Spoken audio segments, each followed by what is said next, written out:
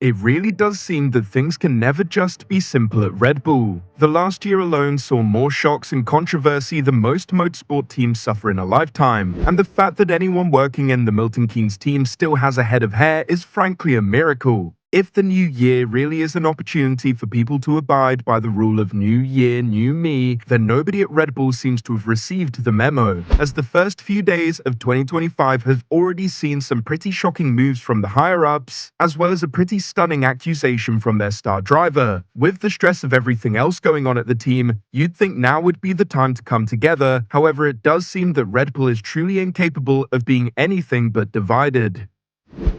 Want to know why Max Verstappen believes Perez should still be at the team? It's certainly not what we were expecting him to say, but he said what he believes with full chest. And stick around, because according to Helmut Marko, Max Verstappen is about to get a hell of a lot slower. So following some pretty terrible performances last year, Sergio Perez was dropped by Red Bull. The two parties parted ways, and seeing as it's not like 2024 was the first time where Checo had dropped the ball, though where he had recovered well in the past he truly fell off a cliff last season, it didn't come as much of a surprise. Well, that is if your name isn't Max Verstappen, as the Dutch driver has come to the defense of his now ex-teammate, with him claiming that Sergio alone isn't to be blamed for his woeful performances last year, with him pointing the finger at his own team in a recent interview with Sports Illustrated. On the one hand, it was of course difficult for Checo, and I think it wasn't always his fault. We also had a very difficult car at the time, so you can also play on that. I don't want to criticize him at all, and I can also clearly say that it wasn't all his fault about how things went wrong. The biggest problem we had this season was that the car didn't work. Of course, I know Checo's driving style. The car we had at one point was very difficult to drive. That was also the case for me, and that just doesn't help.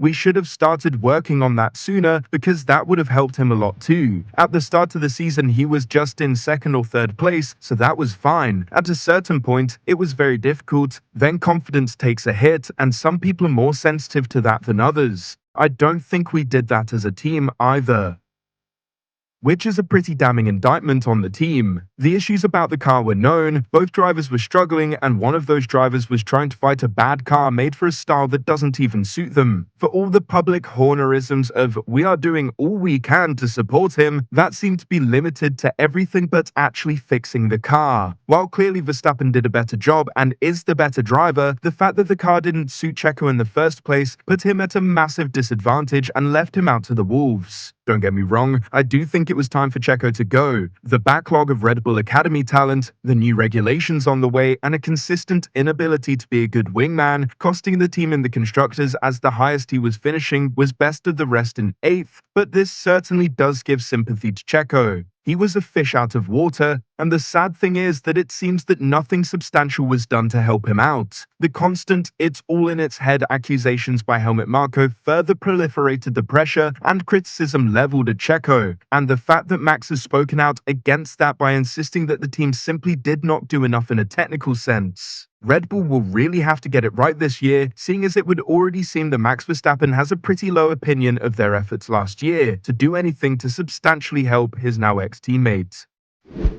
The worrying thing about how Red Bull operates is that it does seem that Max is the one sane person holding the whole operation together. Love or hate how he is on track, off track he is a calming force and tends to say it how he sees it in regards to how the team operates. More often than not, Max has had to deal with the brunt of controversies he has no hand in, whether that be Christian Horner and the allegations leveled against him earlier last year, or how his father decided to talk to the media about every little problem in the team. Max had to keep a level head and still managed to secure the Drivers' Championship. According to Ted Kravitz, Max's ability to keep his head is one of the things that keeps Red Bull afloat.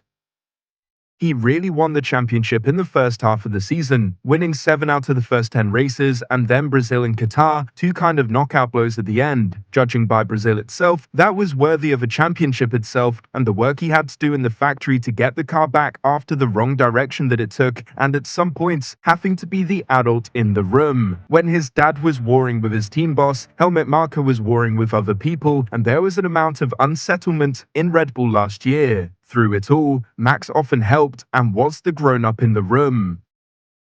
And Max being the only adult in the room is an alarming sign, seeing as Red Bull are walking a tricky path which could push the Dutch driver away in the coming years. Looking at the incumbents in every other seat, there is a real lack of quality and experience. Obviously for Hadjar and Lawson, they will need time to develop and they are not the problem at the team. Tsunoda is the one driver who holds any proven track record, and it's not exactly Max Verstappen quality, and he's not even respected by Red Bull it would seem. So if the team were to fail in delivering a good engine, fail to get their house in order, or fail to deliver a decent chassis again, they could lose the one calming force in the team, thus sending them into a nosedive. Something which could further harm Max's long-term future at Red Bull is if Helmut Marko can't keep his mouth shut. The team advisor is well known for saying the first thing that comes to his head, often on very public platforms. And while his most recent comment could be seen as being in jest, it's gotten Jos Verstappen's tail up and has started yet another fight behind the scenes between the Red Bull higher-ups and the Verstappen family. And while this may be one of the less on-the-nose and offensive comments that Marko has been called out for, this may be one of the most stupid things he could have said by talking about Max's unborn child and the impact it will have on Max's driving. Generally, people say that after their first child, drivers will drive 3/10 slower. That means Max will be within reach of some of the top drivers, but he would still be a bit ahead of them, so that means there's no problem.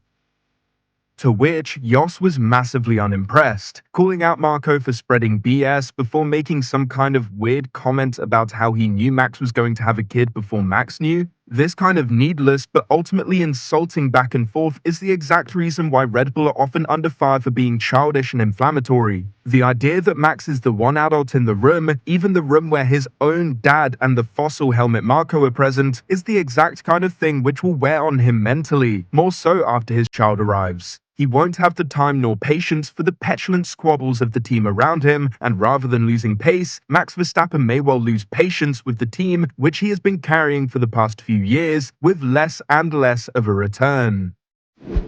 Red Bull have seen a consistent nosediving character over the past few years, where they now have a reputation of a smug and arrogant team principal, a repugnant and offensive team advisor, and a back of house that functions more like the animals at the traveling circus, rather than the ringmasters they are entitled to be, having been one of the most dominant forces in recent memory thanks to Max Verstappen. If they cannot get themselves together, then the fall-off could be absolutely legendary at the Milton Keynes team.